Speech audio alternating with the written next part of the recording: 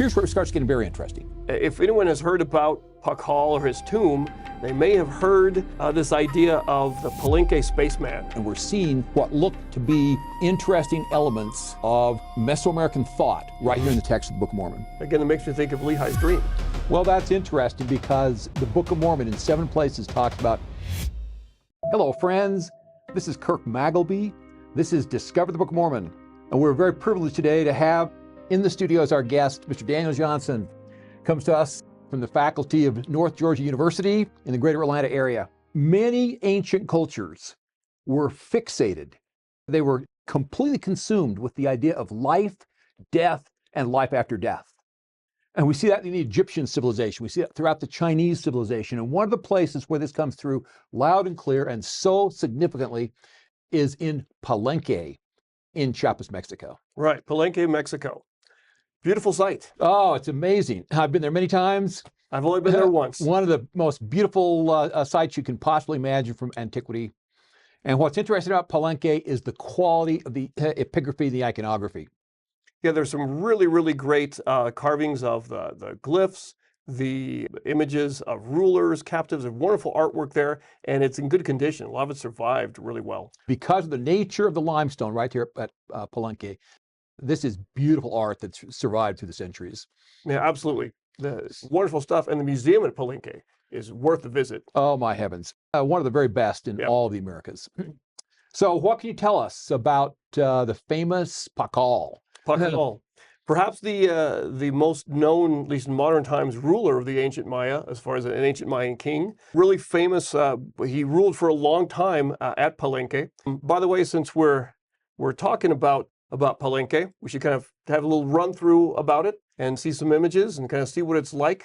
Beautiful place. I'd love to be able to return. One thing to know is that most of these sites, they don't have their original names. Palenque is a Spanish name. It means palisade. Yeah. And so some of the sites, we have no idea what they were named in their initial history. You know, what the Maya would have called that site. Exactly. And so sometimes the names are given in modern times by archaeologists.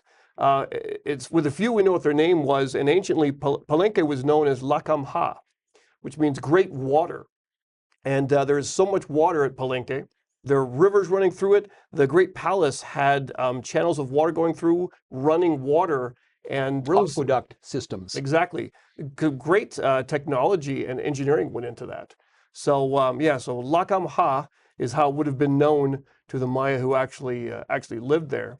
And we have some wonderful and unique examples of some architecture there, and we don't really see anywhere else. And that's what we're going to talk about, especially with Pakal. If anyone knows of a Mayan king or anything about the burial of a Mayan king, it would probably be about Pakal. He had a really interesting acropolis and palace, and there's a tower that was built there that was part of that sort of whole structure, the royal structure. Really interesting. We don't quite see that anywhere else in the Maya world. No, that is absolutely unique anywhere in the Americas. Yeah, and it could have been an observatory, could have been a lookout. Yeah, all sorts of things. And so many of these things we don't know exactly perhaps what they meant to the people who built them. We're kind of guessing and speculating. But here we have the Temple of the Inscriptions. And this is really well known because this is the tomb of Pakal. It's known as the Temple of the Inscriptions because, and hopefully people know this, but the temple itself is this little building on top. The pyramid, the structure it sits on, represents a mountain. It's a symbolic mountain. And so the temple is at the top of the mountain. And this temple here, we have what is, I believe, the longest continuous Mayan text carved in stone. Epigraphers are reading it, they're deciphering it, and they're finding all kinds of fascinating things about the Maya, their history, their beliefs, and of course the dynasty here at Pakal, or at Palenque.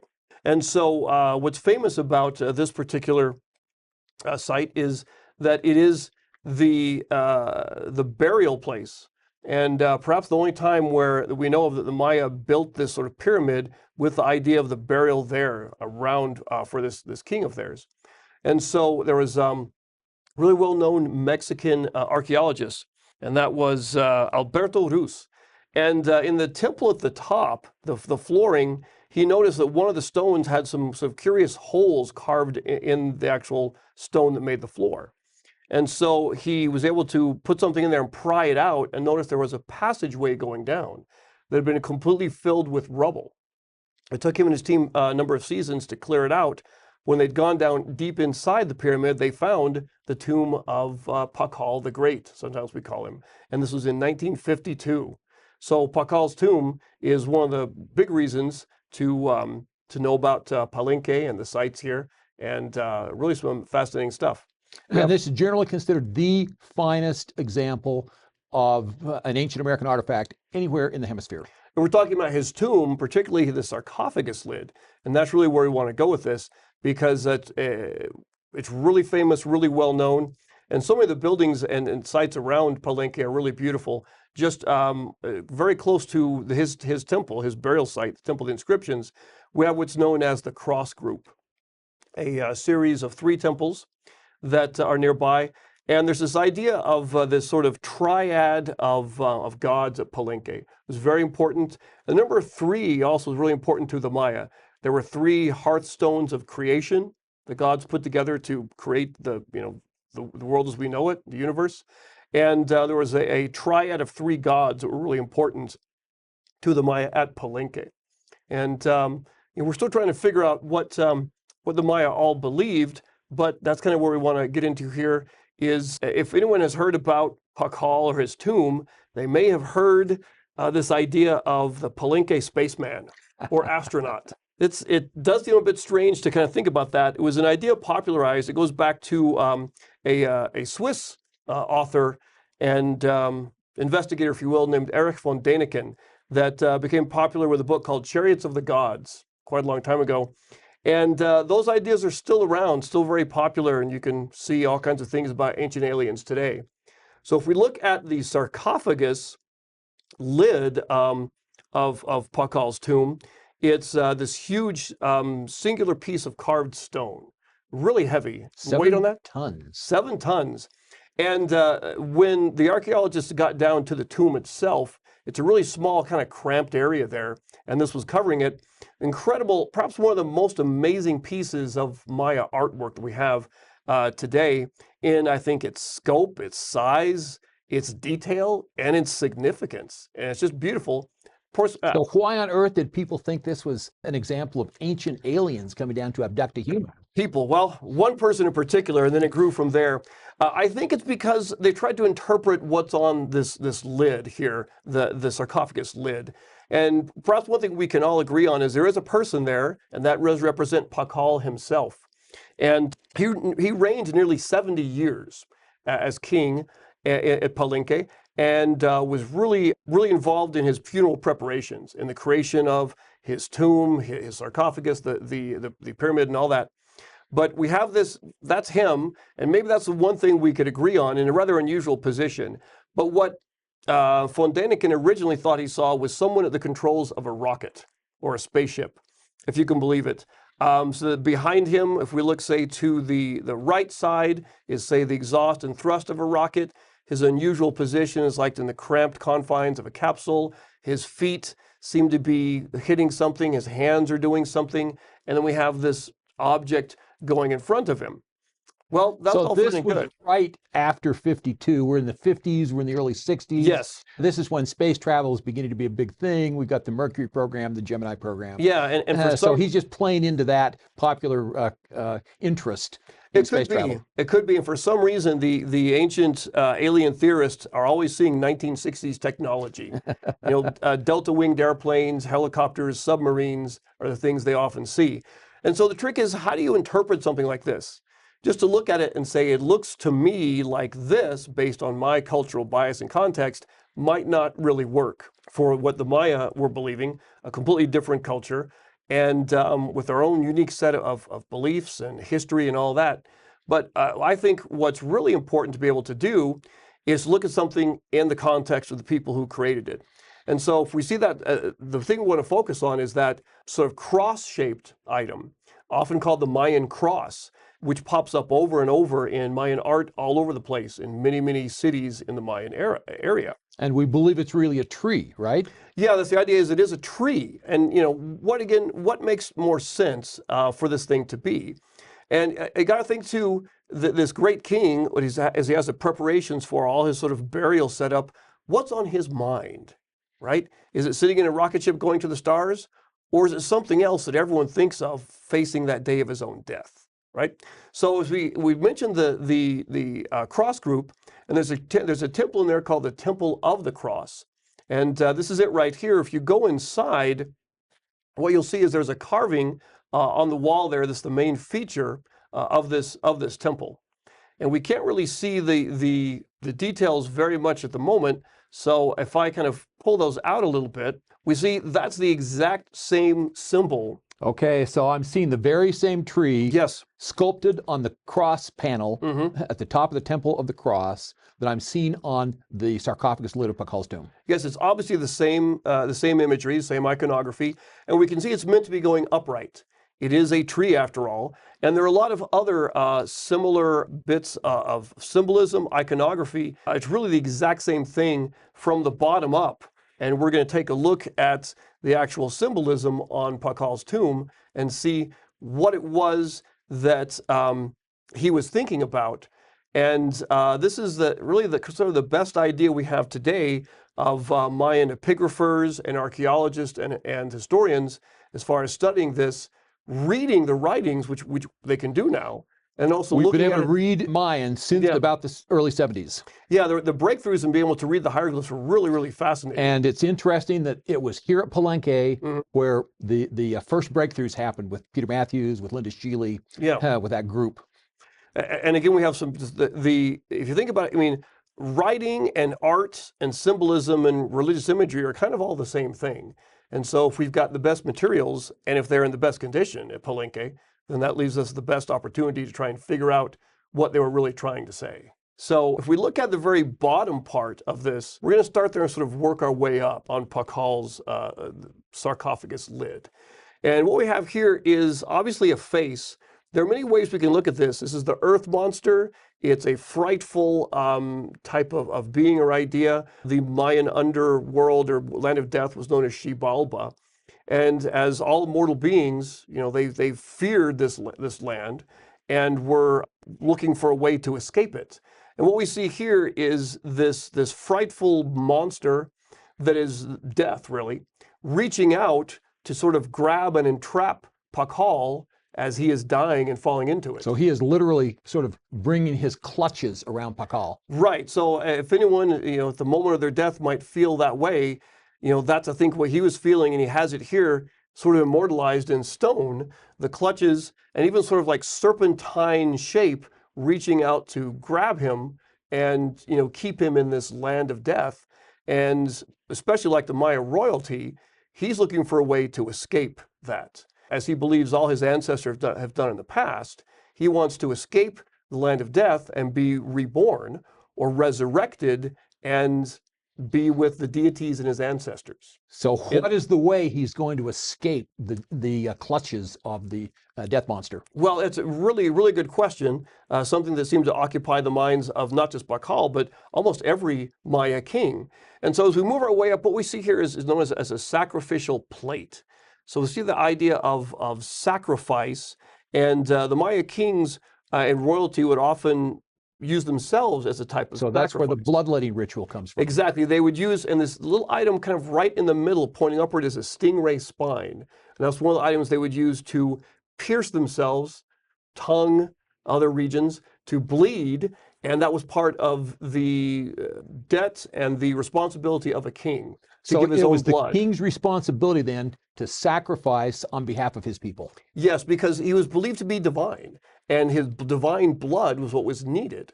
And so that went into an important bit of what of a ritual the kings did. We'll maybe mention that in a moment. But we have this sort of sacrificial plate, and there's a Mayan glyph right in the middle. It's called Kin, and it means the sun. And so it's sort of this X shape, and we have that seen over and over. And sometimes the deities have that in their name. Sometimes we have the kings will take that. But this idea of the sun appears over and over. So as we move up, we see him in this unusual position. And this actually is a position of birth. what's happening here. It's so we have this rebirth, and it could be also that two things. Is he falling into the clutches of death, or is he escaping and heading out, as he's hoping that this rebirth will save him from death? He could either be being brought down into death, or he could be raised up to life and to the heavens. And perhaps both, right? But we see here he's I'm not sure if he's falling in or escaping, but he certainly hopes to escape it. And we see the last bits of these sort of serpentine arms of the earth monster that are kind of trying to hold him in death. And there are a couple of items that he's wearing that are going to be really important here. One is the jade skirt.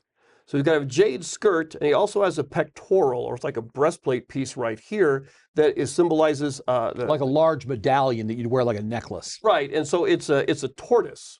And so these are both symbols of the maize god. So the maize god really features into Mayan mythology and the religion and early history. But the idea is that this was a god that was brought down to the world of death and was killed and was rescued by the hero twins. And as he arose out of the earth and was resurrected, he grew into a tree, this world tree that we see symbolized here and that the Maya sort of looked for. So how is he going to escape the clutches of death? He's hoping to take this path that has already been done before by the maize god, by his ancestors, and be reborn out of the clutches of death and sort of resurrect and ascend up this world tree. So there's a path by which I can either go down to death or I can go up to heaven. Well, perhaps so. And the interesting thing about this world tree is it's also seen as kind of the beginning of Maya creation. And it links these three worlds. The roots go down to the underworld, the land of the death. And then the trunk is visible in the mortal world. And it rises up and spreads out to the heavens and attaches the heavens. So it links the three realms. We have the celestial, the mortal, earthly, and then the land of the dead underneath. And this tree connects them all. What is there interesting about the actual trunk of the tree now that's representing mortality, or the terrestrial world that we live in? Right, so as we look at this tree here, it's got symbols on it that represent mirrors. And so like an obsidian mirror? Obsidian and any kind of shiny surface that they could make, they could polish and make it smooth and shiny and bright. So the tree itself has symbols that show that it's bright and is shiny. And maybe just kind of a coincidence that it takes a cross shape that we, from a Western point of view, would recognize. But we see the shape over and over again, not just at Palenque, but in many Maya sites. And the Maya kings were really anxious to associate themselves with this symbol. It was not only a symbol of, say, the salvation from death, which we've been talking about, but also their authority as kings. In fact, the kings wanted to even sort of see themselves becoming this tree. So we see that right here. We see that the tree ends in various interpretations, bearded serpent, something with ornamentation or jewelry. What we find is that the more we study the Mayan language and Mayan iconography, we learn more about it, and sometimes what we thought a while ago has to kind of get discarded in favor of the latest thinking. So sometimes, in some ways, the interpretation is evolving a bit. So there's a double-headed serpent at the top of this tree. What's the interesting aspect or significance of a double-headed serpent? Well, let's take a look at that. So we can see that kind of blocked out right there, the serpent, and it has so many really important meanings and symbolism for the Maya.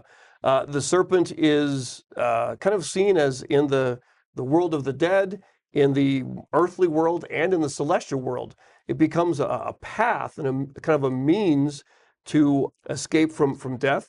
But also, as I mentioned, the Maya kings doing their bloodletting, a common thing they would do is they would pierce their bodies, let the blood fall on bits of paper, and they would burn that in a ceremony. And then that paper would rise as a sort of smoke. Right. So as the smoke rises, I've seen carvings and depictions of this. It turns into what they call a vision serpent. That's very, very prominent at Yaxchilan. Absolutely. Yes. Some really, really good carvings at Yaxchilan. And so we have this vision serpent, and then the serpent will open its mouth, and often there will be an ancestor or some type of celestial being that will give revelation. Okay, so this serpent is the means by which the earthly Pakal, as the Kuhulakau, or Ahau, this divine Lord, Divine king, will be able to receive revelation on behalf of his people. Right. And so the serpent is all over, and for them it was a positive thing. Often from a Christian point of view or the Western point of view, we think of the serpent as evil. And I know some people that can't stand snakes at all, right? But for the Maya, the serpent had these important qualities, kind of like it could link them to the other world, and where they could receive instruction and divine information, and sort of like help them be with the gods. Okay, so the serpent is symbolizing both a path up and down, as well as a conduit for revelation. Exactly. And so it's not unusual to see the serpent just all over the place in all sorts of carvings, of paintings, and there's usually some sort of divine element that's associated with it. And then what do we have above the serpent and the tree, up in the branches? Well, as we look at the top there, these odd sort of three-part symbols, and these are known as kulel, or sacredness, or preciousness. And so they're all sort of permeating this upper space here, which is very interesting. So again, understanding Mayan iconography and the written language, we can now see what these strange symbols are trying to tell us, rather than just kind of using our own cultural bias to try and interpret them. But these symbols of sacredness are all around, scattered among the tree. And as we head to the top of the tree, this is a common bit of imagery, not just for the Maya, but really all over Mesoamerica and even into Mexico and other cultures. We have a bird sitting on top of the tree. We see a lot of these same symbols. So when I see the Mexican flag and I've got a bird on top of a cactus, yeah, same kind of an idea. Very much so. Of course, that comes from the Aztec, and it was a legend about how they found their capital city. But again, a bit of like a divine symbol showing that was a place for them. But what we have here is this celestial bird. It's also shown in the Temple of the Cross, and it represents a powerful creator deity known as Itzamna. Some of it associate this bird with the Quetzal. And if you hear the word Quetzal, you might think of a deity called Quetzalcóatl. And so that is an Aztec or Nahuatl name for a deity known as Kukulkan to the Maya. But this deity combines these sort of seemingly opposite attributes of a bird, of like avian qualities, with a serpent. They're coming together in this one deity. Well, that's interesting, because the Book of Mormon in 7 places talks about raising a brazen serpent and people looking upon that brazen serpent and getting healed. Fascinating, especially because we have this idea of the serpent being a symbol of evil, but yet going back to the Old Testament, Moses created that brazen serpent for the exact purpose of healing his people who had been bitten by these fiery serpents. Flying serpents. They're literally a flying serpent. Yeah, so there's that flying serpent again. And so it's an interesting combination. Why would that imagery be in the Old Testament and then a really common thing all over Mesoamerica, and even in the Americas beyond just the borders of Mesoamerica? Okay, so you've talked to us about the 3 layers of the cosmos that Pakal is negotiating. He's been in the underworld, he died, and now he's in the process of rebirth and resurrection, and climbing up this world tree and hoping to go become divine, hoping to go be part of the celestial glory. Exactly. And so this bird, or this representation of a deity, is perhaps the entrance into that divine realm. And then encircling the entire scene that we've talked about is a sort of celestial sky band. And it has symbols of the sun, of the moon, of stars, all this sort of great sort of cosmology in the Mayan way of thinking is encircling this whole sort of narrative that Pakal is telling. And he's also including in this celestial sky band some important dignitaries, or maybe even close friends from his court. One of them at the very top has a title carved there, which is called Keeper of the Holy Books. And what's interesting, we're not seeing it here, but if you were to turn and look at the sides of the sarcophagus, you would see portraits of Pakal's ancestors. And it shows them coming out of a crack in the earth and rising as a flowering tree. And what that means is those are all symbols of resurrection and the maize god, that they have died. And also interesting is that there's a term used quite often over and over in the writings we have in his tomb, that for when someone dies, in Mayan, the term is ochbe, or ochbi, which means he entered the path. Enters the path. Yes. And so that's with all of his ancestors, it'll list the person, he entered the path, it will give him the date of his death, and it's shown as a person rising again, reborn as a divine being. Let's go to the Book of Mormon now and see what it can tell us about these sorts of concepts. Absolutely.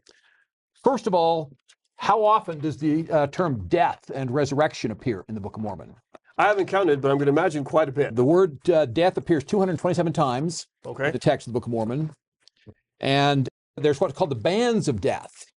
So how would the bands of death relate to what we just saw? That's where this earth monster is trying to grab onto Pakal and keep him down. And he wants to find a way to escape. And he wants these. a way to escape the bands of death. Yes. All right, the word grave appears 22 times in the text. The word hell 59 times. And the word resurrection 81 times. So death and resurrection is a massive theme throughout the Book of Mormon. We then have, notice that there's a tree of life here. Yes. The word tree appears 133 times in the text of the Book of Mormon. And the tree of life itself, that phrase, those three words, tree of life, appears 16 times. Life is in there 145 times. Eternal life is 25 times. So tree, life, eternal life, massively important in the text of the Book of Mormon.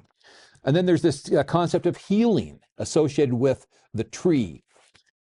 There's the raising, and Jesus Christ himself goes in and says, I was raised up that I can raise up all men and bring men unto me.